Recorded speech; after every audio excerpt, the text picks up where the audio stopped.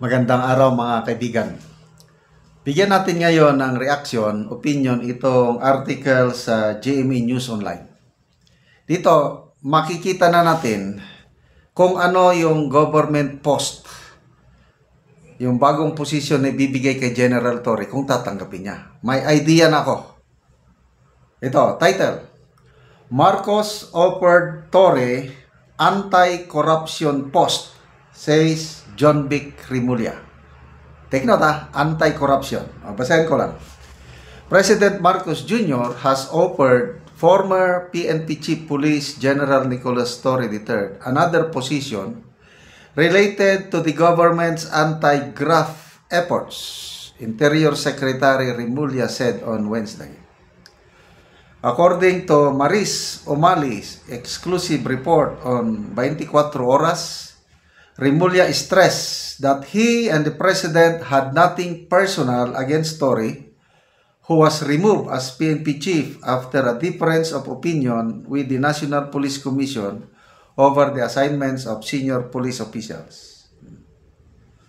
It has something to do, ito ang statement ng secretary. It has something to do with anti-corruption. So I am telling you, the president still really believes in General Torre.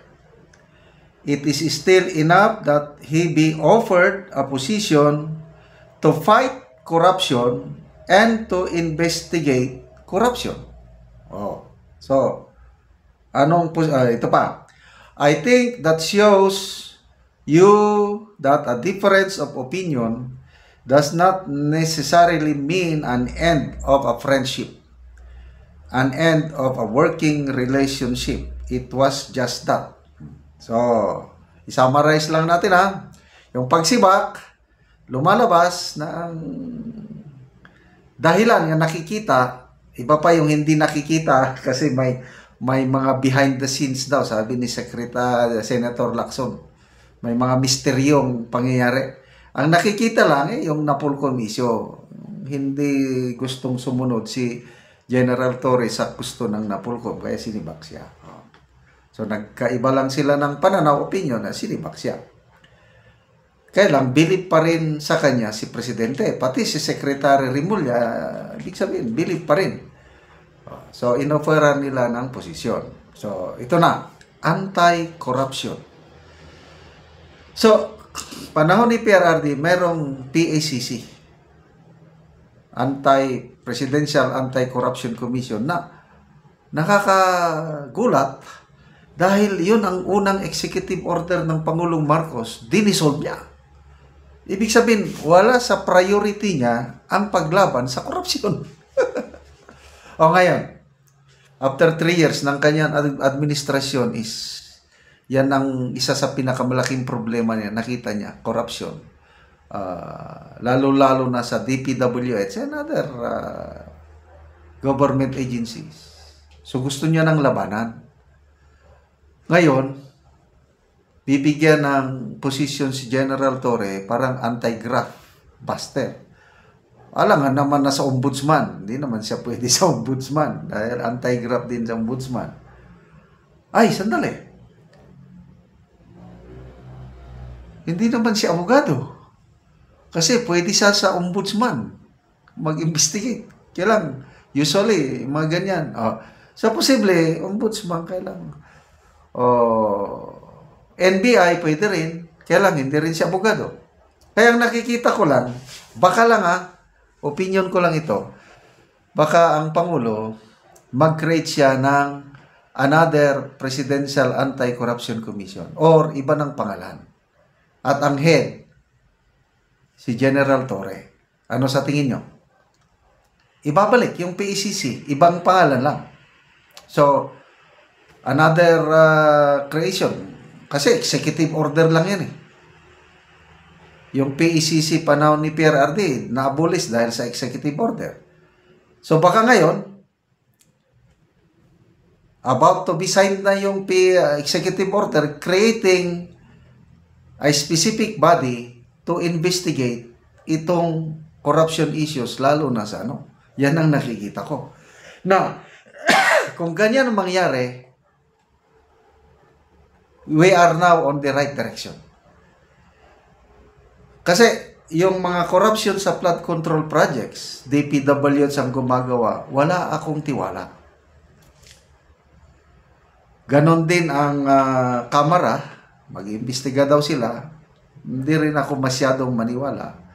Pwede doon sa Blue Ribbon. Kaya lang, mas maganda, maliban sa Blue Ribbon Committee, meron ding parallel investigation ang administration mismo. At ito na nga, sana mag-create ng Pangulo ng anti-graft body under the Office of the President para imbestigan ito.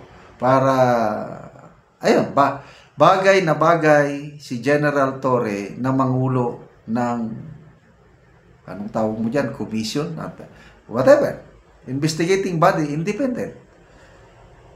Bagay na bagay sa kanya. Kasi nga, nandun na yung image niya na palaban, walang sinasanto, trabaho lang. I like that. Of course, yung ginawa niya kay PRRD, hindi ko gusto yun. Huwag nating kalimutan yung ginawa niya kay PRRD.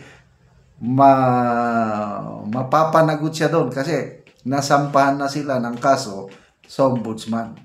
Sana ang mapiling ombudsman yung patas para magkaroon ng hustisya yung ginawa nila kay PRRD. Okay, so, yun, hindi maganda yung ginawa niya kay PRRD. Kaya lang ngayon, dahil meron na siyang tapang, may pwedeng makatulong siya sa bayan. Para once and for all, kung hindi man totally ma-eliminate yung corruption sa DPWH flood control project, pag si General Torre ang mangungulo sa investigasyon, may kapupuntahan. The same thing kay General, kay Mayor Magalong. Nag-o-offer siya ng voluntary services niya na mangulo sa investigasyon. Ayaw man ng Pangulo. Baka ito na si General Torre ang ilalagay. So, another question dyan is, tatanggapin ba ni General Torre yung bagong posisyon? Yan ang wala pang sagot. Sa narinig ko sa mga pahayag niya kahapon, na nasa period pa siya ngayon, nagmumuni-muni pa, making a decision. Siguro sana maliwanagan siya kung anti-graft body ang kanyang posisyon, tanggapin.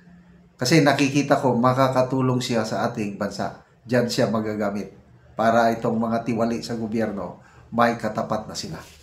Okay, salamat mga kaibigan sa inyong pagsubaybay sa ating channel. Nakakatulong kayo ng malaki sa Tribong Talanding ng Bukidnon dahil ang sweldo natin sa channel na ito pantulong sa tribo. Namimigay tayo ngayon ng livelihood assistance. Nagpapatanim ng saging lakatan at Arabica coffee. Panoorin nyo ang video na ito. So, maing buntag na ako karon diri sa among kapihan kay mag-video mi sa among kape sa pag-abono nga ikadua na nga pag-abono. So gitabangan mi ni kuya sa pag-abono kay pag human og abono karon mag-spray dayon mi. So among gibutangan og complete og urea. So makita nato ang kape nga nindot kay mga kape diri, nindot kay turok. So mo ni ang among kapihan nga 500 ka punuan og nananumi ani aron mao as mi sa kalisod. Aron na kami makapasuporta sa among anak. Salamat kay sa Ginoo og sa nagatanaw sa video sa labi na sa nag-sponsor. So 26 mi ka pamilya kami ang nananom sa kape. So nagkapat og 12,105 nga sidling. So makita gid nato ang among area diri. Nanindot kay ang kape ha. Nindot kay ang turok sa duha na ka bulan nga kape. So mo ni ang kiloagon sa 500 nga among natamnan. So nauman naman og abono, so mag spray na pod.